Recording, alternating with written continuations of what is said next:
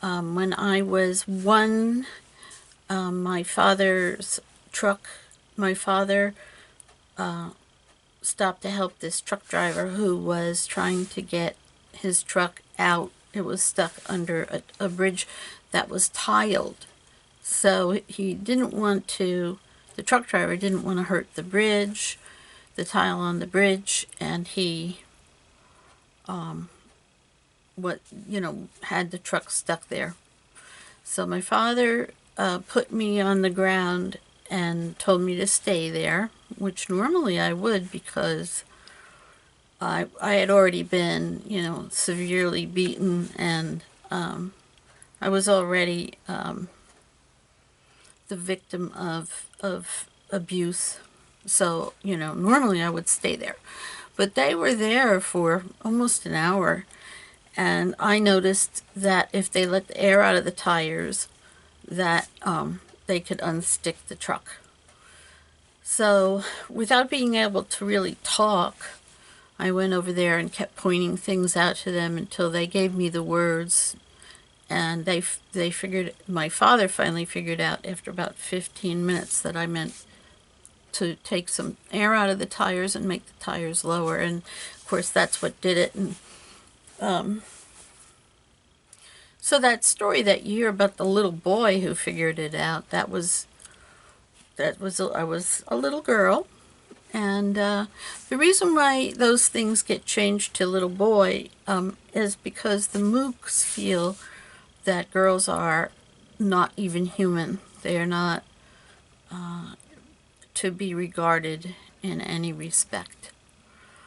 I have a really terrible story. I know a few people who this has happened to, Donald Trump being one of them and my father being the other. Their mothers sexually abused them, and when they were about 9 or 10 years old, both of them fathered a child, and every year their mothers would kill the baby. In my father's case, the babies, he helped to kill the babies. In Donald Trump's case, he just found out that the baby had died. And his mother would tell him, that's okay because girls can't do anything and they're a drain on society, and you always have to help them do anything that they do, and they don't contribute, and gave them both this idea that women shouldn't even be listened to. My father in particular, he would, when I would try to explain something to him, he would stop himself and say, no, I'm not allowed to listen to you because you're a girl. Now, the idea that girls have, it's ridiculous that girls can do everything a boy can do, except for they don't have the same upper body strength. And the fact that he wasn't allowed to listen to me, he had me when he was 30, and but by the time I could talk at about 19 months I could talk. He wouldn't listen. He would not listen. He would listen when he needed to bring an ad campaign back to his employer. He worked on Madison Avenue, but any other questions or concerns that I had, like the Moocs kept stealing me, and I'd come back with bruises and cuts and been raped, and if I tried to tell either of my parents, they wouldn't listen. So that makes for a mindset that women are inferior and worthless. And if you never talk to a woman, or if you're not allowed to talk to a woman, you never will find out that you've been lied to. So that's a huge problem. But I'll have to address that at another time. So at any rate, I always, when there was a story like that about me, it was always turned into that I was a boy. And then when I was preschool, my little friend was killed by one of the Moocs, and they keep track of what young children are being left alone while the parents work, and she was one of the people on the list that they could go and kill, because the Moocs believe, first of all, that little girls are not worth anything, and second of all, if the parents leave them while they go to work, they don't care. They don't want to have children. That's what they surmise. This wasn't the case, of course. My friend's parents were nice to her, and I'm sure they loved her. But once she was killed and the mother came home and I went over to visit, she was laying down on her parents' bed, and her head was all soaked in blood. And when I touched her, and she was all black and blue, she had lost all of her blood, so she had no color, no human color. And the mother had already called the police when she got home and found her that way. And I just stood by her and just put my hand on her shoulder, and her eyes opened up. And she said, "Oh, hi." I said, "Hi." And her mother started to cry, and Ellie said, "I can't, do you want to go out and play?" or something like that. And I said, "Ellie, I don't think you should. You can't. You can't." And she said, "Why can't I?" And I said, "Well, your head is covered in blood and your hair is stuck to the pillow."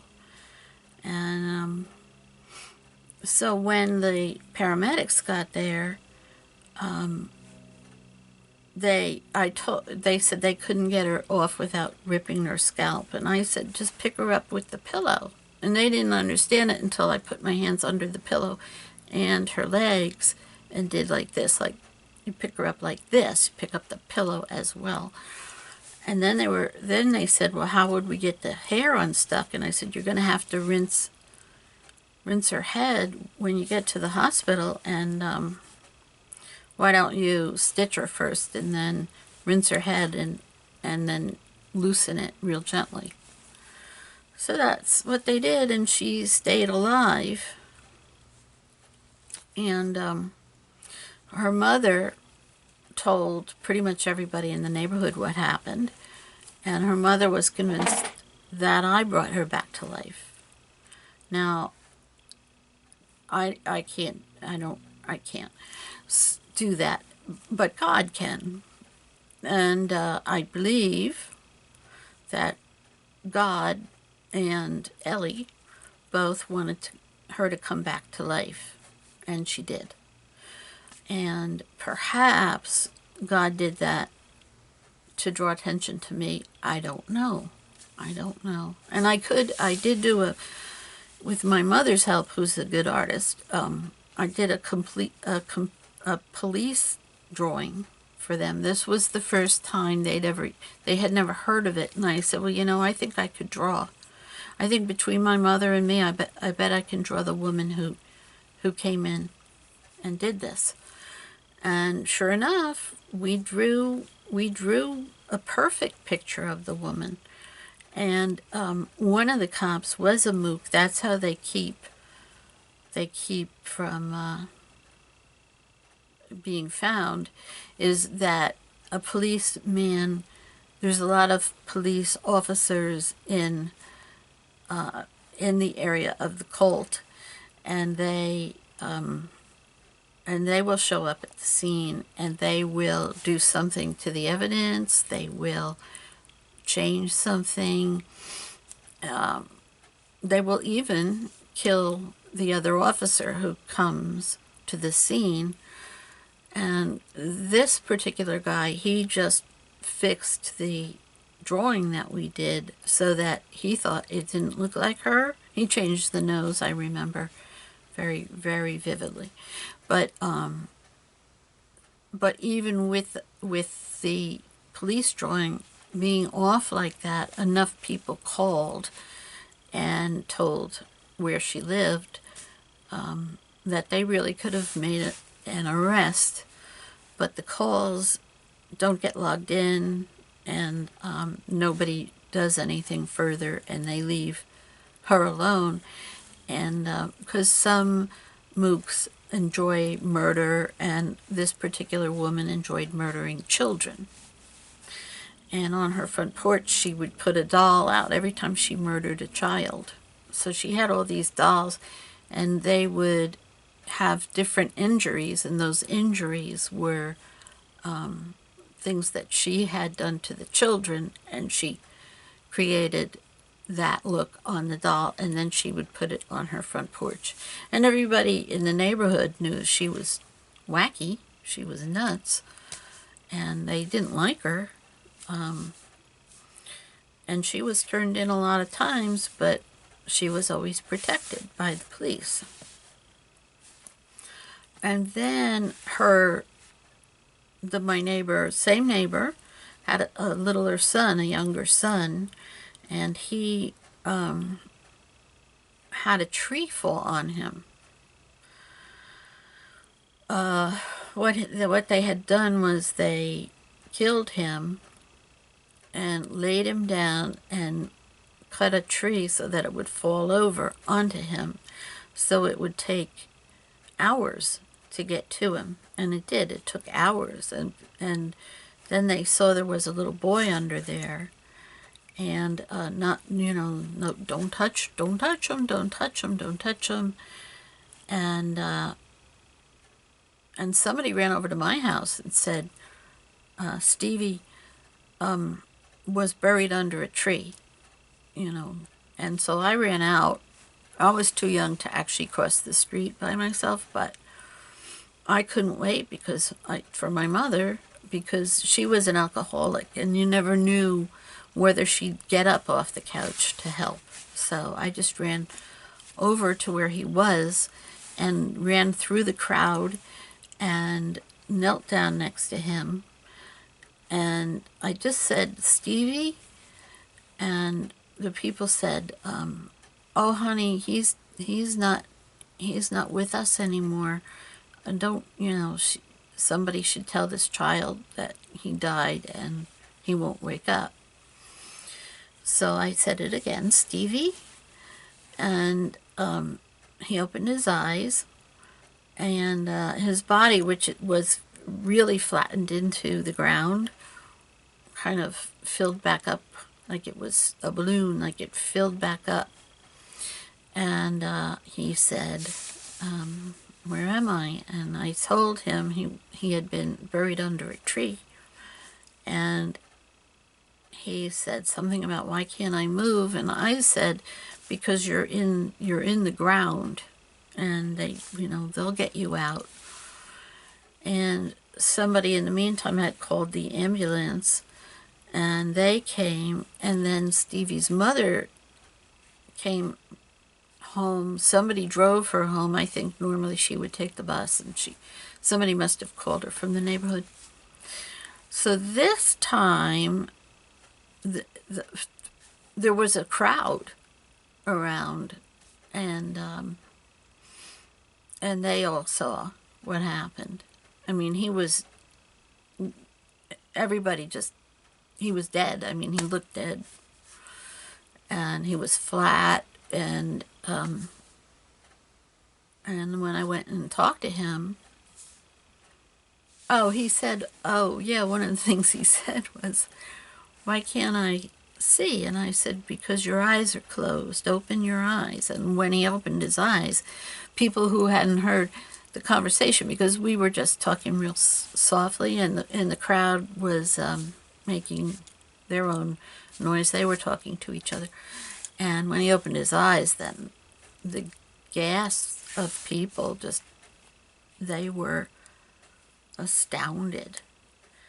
And that story is the one that really took off. I mean, the thing about the truck, that took off pretty well, so people thought I was really smart, you know. But this one, and their parents, their mother, helped with you know, how was your day yesterday? Well, got home, my daughter was dead, and the neighbor girl came over and brought her back to life, you know, that kind of a story.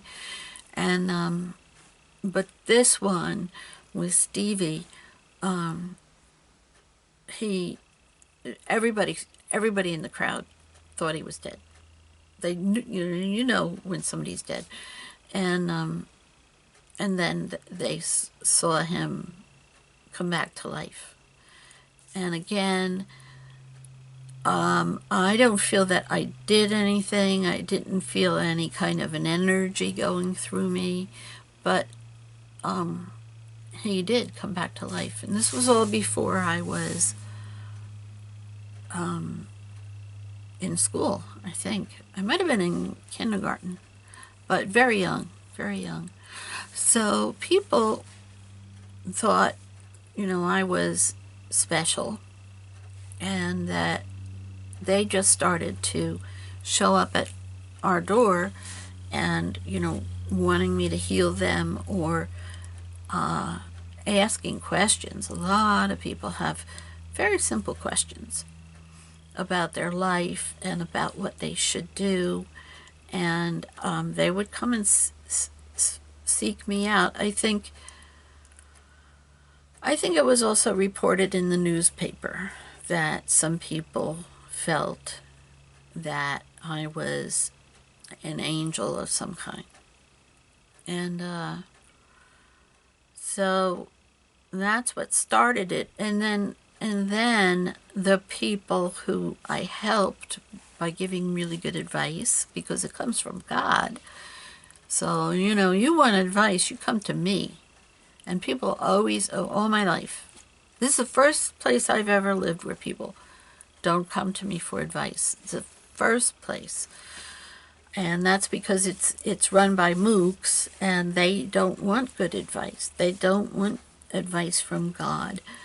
But all my life, people felt that I could heal them, and a lot of people who would come to the door would later tell people that I healed them, or that, you know, I gave them advice that was so profound that it changed their life, and things like that. So the stories circulated to the point that the Moocs, who were keeping an eye on me, felt very strongly that they should own me, that they would be the cult that owns me. And that's where Rita Denman and her mother, .soc, like a little .com, and Zoc, Z-O-C, which may or may not have been a made-up name. And that's who I am. I was used by the Moocs in a lot of different ways, acting mostly, and they would then erase my memory and keep my money.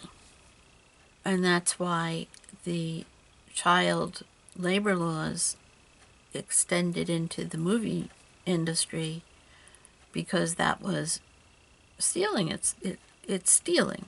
They stole all my money.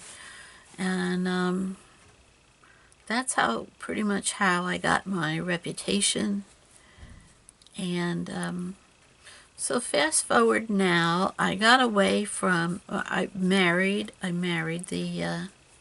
I got married the first time, and they did everything in their power to break up that marriage.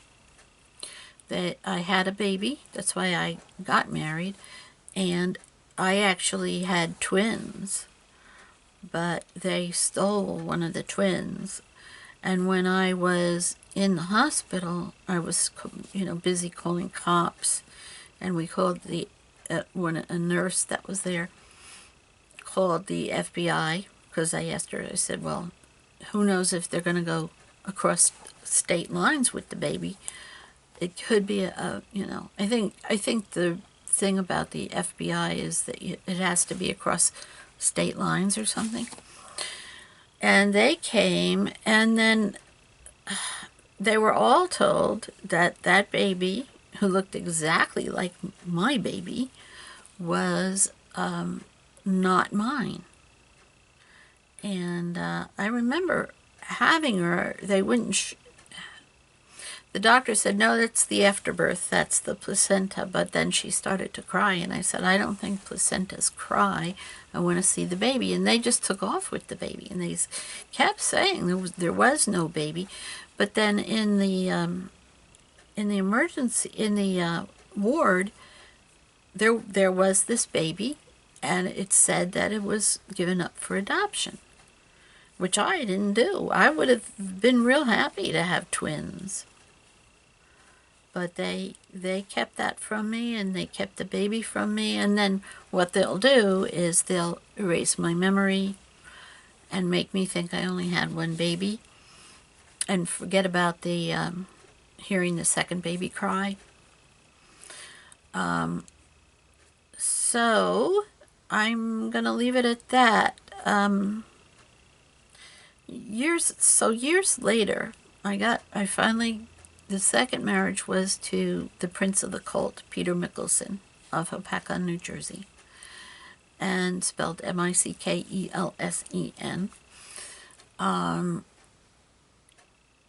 Married me.